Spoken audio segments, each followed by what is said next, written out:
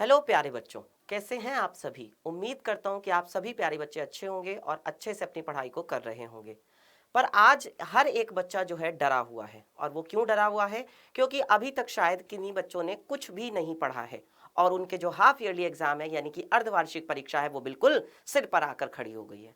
तो कैसे इस अर्धवार्षिक परीक्षा की तैयारी करें और वो कौन कौन से इंपॉर्टेंट टॉपिक हैं, वो कौन कौन से इंपॉर्टेंट चैप्टर हैं जिन्हें पढ़ करके कम से कम हम अपने एग्जाम में पास हो सकते हैं। तो आज की इस वीडियो में आपको मैं वही बताने वाला हूं और मैं बात करूंगा गणित की यानी कि मैथ्स की।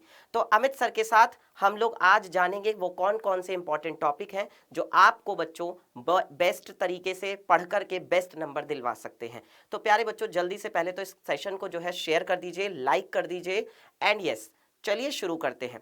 तो सबसे पहले बच्चों बात करते हैं इंपॉर्टेंट चैप्टर्स की। वो कौन कौन से इंपॉर्टेंट चैप्टर्स हैं या कह सकते हैं कि सिलेबस क्या है हमारे हाफ ईयरली एग्जाम का। तो अगर हाफ ईयरली एग्जाम के सिलेबस की बात करें बच्चों, तो देखो अभी जो है किसी स्कूल में जो है 15 सितंबर से, किसी स्कूल में जो है 10 सितंबर से, मतलब कि सितंबर के आधे सितंबर के बाद जो है सबके हाफ ईयरली एग्जाम शुरू होने जा रहे हैं। और मैं आपको बता दूं कि हाफ ईयरली एग्जाम में अगर मैं भी होता एज अ टीचर, मैं अगर किसी बच्चों का जो है टेस्ट ले रहा हूं या मैं अगर हाफ ईयरली एग्जाम बना रहा हूं, हाफ ईयरली का पेपर बनाता हूं, तो बच्चों मैं भी एक चैप्टर से लेकर के 7 चैप्टर तक जो है उनके एग्जाम में दे देता, क्योंकि हमें पता है कि हमारे जो टोटल चैप्टर हैं वो 14 चैप्टर्स हैं कुल मिलाकर के। ठीक है, तो उसके हिसाब से आधे चैप्टर जो है वो आपके हाफ ईयरली एग्जाम में आएंगे। अब वो आधे चैप्टर कौन कौन से हैं? देखिए, सबसे पहला है आपका संख्या पद्धति, फिर दूसरा है बहुपद, तीसरा है निर्देशांक ज्यामिति, चौथा है दो चरों वाले रैखिक समीकरण, फिर है यूक्लिड की ज्यामिति का परिचय, देन त्रिभुज, और फिर है रेखाएं और कोण। अगर मैं आपसे बात करूं बच्चों, तो हमने कहां तक के चैप्टर्स पढ़ लिए हैं? हमने एक से लेकर के यहां यूक्लिड तक यानी कि 5वें चैप्टर तक हमने सिलेबस कंप्लीट कर लिया है। अब बाकी के जो ये 2 चैप्टर रह गए हैं वो मैं आपको आगे आने वाली क्लासेस में कंप्लीट कराने वाला हूं, ताकि आपका जो हाफ ईयरली का पूरा सिलेबस है वो कंप्लीट हो जाए। और अब बात करते हैं मोस्ट स्कोरिंग टॉपिक्स की, यानी कि इन चैप्टर्स में से अगर मैं चैप्टर वाइज बात करूं, जैसे संख्या पद्धति है, तो कौन सा चैप्टर का कौन सा टॉपिक सबसे ज्यादा नंबर हमें दिला सकता है, तो उसकी बात करते हैं। तो बेटा सबसे पहले बात करते हैं संख्या पद्धति की। साथ के साथ मैं आपको क्वेश्चन का टाइप भी बताता चलूंगा, तो ध्यान से लिखते रहना और सुनते रहना। तो बच्चों यहां पर सबसे पहले आता है संख्या पद्धति। इसमें आता है परिमेय और अपरिमेय संख्या का निरूपण, जो हम संख्या रेखा पर दिखाते थे ना। संख्या रेखा पर भाई इस जगह पर क्या है, 1/2 है ना। इस तरीके से जो हम संख्या रेखा पर दिखाते थे कि भाई √2 कहां पर होगा, पहले इस तरीके से, फिर ऐसे करके, फिर ऐसे करके, और इस तरीके से फिर एक चाप लगाते थे, है ना। वो वाला पूरा का पूरा तरीका, वहां से क्वेश्चन पूछा जा सकता है। दूसरा आता है दो परिमेय संख्याओं के बीच में परिमेय संख्या। कौन सा वाला तरीका? एक तो हर को समान बनाने वाला, जैसे 1/2 है, 2/3 है, इन दोनों को पहले जोड़ो और फिर इसका क्या कर दो, आधा कर दो। एक ये वाला तरीका होता था। और दूसरा कौन सा होता था, जैसे 2/3, 4/5 है, तो क्या करते थे, इसकी इधर गुणा करते थे, इसकी इधर गुणा करते थे और दोनों का हर समान बनाते थे, तो वो वाला तरीका। इस प्रकार से आगे बढ़े तो वास्तविक संख्याओं पर संक्रियाएं, मतलब कि परिमेय और अपरिमेय संख्याओं को जोड़ना घटाना। जैसा कि अगर मैं 2 + √3 में क्या करूं, 2 - √3 को जोड़ूं तो क्या होगा, है ना। इन दोनों की गुणा करूं तो क्या होगा, वो वाले क्वेश्चन। इसके बाद आता है बेटा परिमेयकरण, मोस्ट इंपॉर्टेंट टॉपिक। जैसे कि क्या दे दिया जाए, 1/7 + का √3 अगर ये दे दिया जाए तो इसका परिमेयकरण करिए बेटा, यहां से क्वेश्चन जरूर पूछा जाएगा। इसके बाद बात करते हैं घातांक के नियम की। तो घातांक के नियम में जैसे कि मान लो दे दिया जाए 2 की घात 3/2 और 2 की घात 5/4, है ना, और इनकी गुणा हो रही है, तो बताओ इसको ये किसके बराबर होगा, ये वाला टॉपिक। इसके बाद आते हैं बच्चों बहुपद पे, यानी कि सेकंड चैप्टर पे। तो बहुपद से कौन कौन से सवाल पूछे जा सकते हैं? बहुपद का किसी बिंदु पर मान निकालना, जैसे कह दिया जाए x = 2/3 पर मान निकाल के बताओ। या जैसे बता रहे हैं कि बहुपद के गुणनखंड, मान लो आपको एक बहुपद दे दिया जाए x² + के 5x + के 6 और कहें कि इसके गुणनखंड करो, तो वो वाला। और शून्यक निकालने के लिए क्या करते हैं, फिर जो गुणनखंड आते हैं, जैसे मान लो x + 2 और x + 3 आता है, तो फिर इसको किसके बराबर रख देते हैं, 0 के बराबर रख देते हैं। तो वो जो है क्वेश्चंस आपको करने हैं, क्योंकि एक क्वेश्चन जरूर आएगा। फिर आता है बच्चों बीजगणितीय सर्वसमीकाएं। बीजगणितीय सर्वसमीकाएं कौन सी?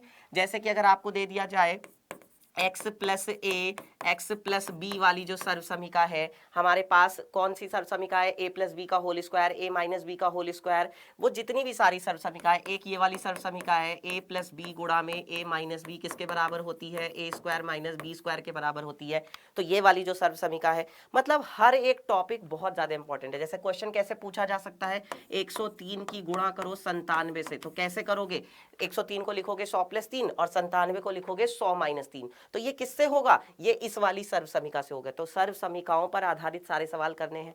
इसके बाद बच्चों बात करते हैं अगले चैप्टर की निर्देशांक ज्यामिति। तो निर्देशांक ज्यामिति में बिंदु के निर्देशांक, भुज क्या होता है, कोटि क्या होती है, हम जानते हैं भुज x को कहते हैं, कोटि किसे कहते हैं, y को कहते हैं। इसके बाद बच्चों बिंदु का चतुर्थांश में स्थान तथा उसके चिन्ह।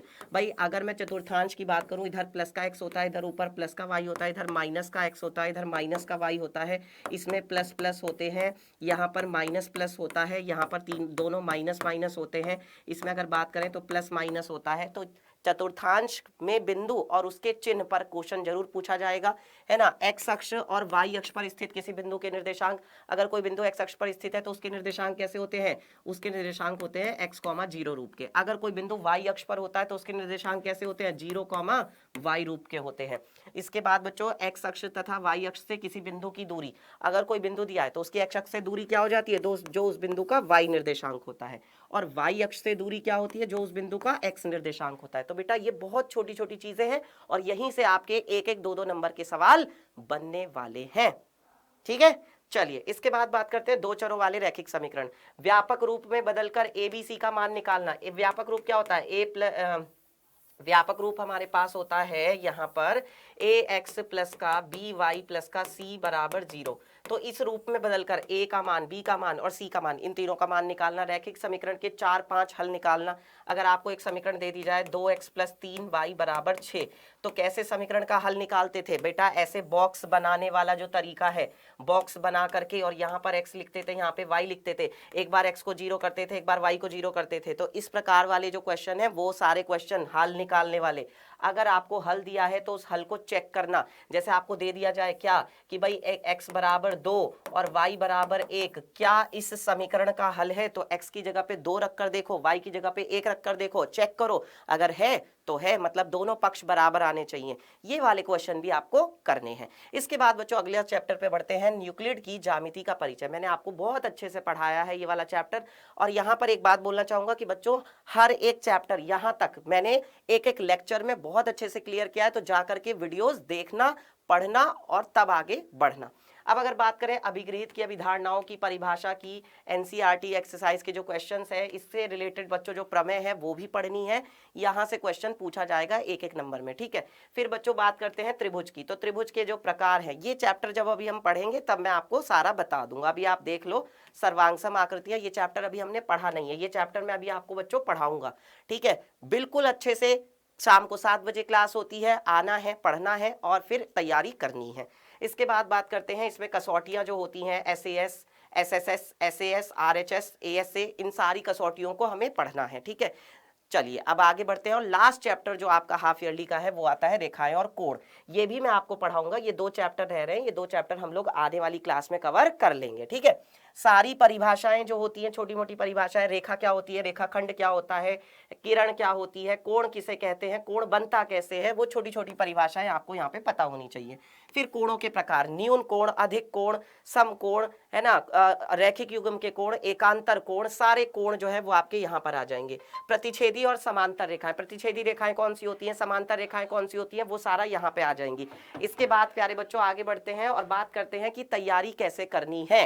सबसे ज्यादा इंपॉर्टेंट बात, सारा आपने सर बता दिया कि इंपॉर्टेंट टॉपिक कौन कौन से हैं, कौन कौन से नहीं है। अब तैयारी कैसे करनी है बेटा, तो तैयारी करनी है, देखो क्या है, पढ़े और ना पढ़े हुए टॉपिक्स को आपको पता लगाना है। जैसे जो टॉपिक इनमें से आपने पढ़ रखा है उस पर ऐसे राइट टिक लगाओगे, जो नहीं पढ़ा है उस पर ऐसे क्रॉस कर दोगे, ठीक है। और फिर क्या करना है, जो टॉपिक नहीं पढ़ा है उस टॉपिक की बेटा आपको वीडियो देखनी है, यानी कि क्लास देखनी है, और आप चाहे तो टॉपिक की भी वीडियो देख सकते हो। फिर जाकर के क्या करना है, फिर उसके बाद क्वेश्चंस कर करके देखना है। एक बार में नहीं होता 2 बार करो, 2 बार में नहीं होता 3 बार करो, 3 बार में नहीं होता 4 बार करो, जब तक नहीं हो रहा है तब तक करो बेटा, प्रैक्टिस करो, दिन रात मेहनत करो। इसके बाद बच्चों प्रैक्टिस करने से पहले डेली रिवीजन जरूर करो। जो तुमने कल पढ़ा उसको आज थोड़ा सा रिवाइज कर लो। जो आज मैं जिस पर क्वेश्चन करने जा रहा हूँ, प्रैक्टिस करने जा रहा हूँ, उस टॉपिक का रिवीजन कर लो। 5 मिनट 10 मिनट बहुत है। इसके बाद बच्चों टाइम टेबल बना करके पढ़ाई करो, बस यही है सारा का सारा तरीका, और क्लास कोई भी मिस नहीं करनी है। तो चलिए प्यारे बच्चों, आप जो है अपनी तरफ से बेस्ट दीजिएगा। मैं तो आप लोगों को ऑल द बेस्ट ही कह सकता हूँ, बाकी आप लोगों की तैयारी मैं करवा ही रहा हूँ। तो बेटा शाम को 7 बजे हमारी क्लास होती है, आइए आकर के तैयारी करिए और अपने एग्जाम में फोड़ कर आइए। यहीं तक आज हम लोग रखेंगे इस वीडियो को बच्चों। और प्यारे बच्चों, अगर आज की ये वीडियो आपको अच्छी लगी हो तो मुझे लाइक करके शेयर करके बता दीजिएगा। कमेंट करना ना भूलें, कमेंट करके ज़रूर बताइएगा कि आपको ये वीडियो कितनी हेल्पफुल लगी। Bye bye.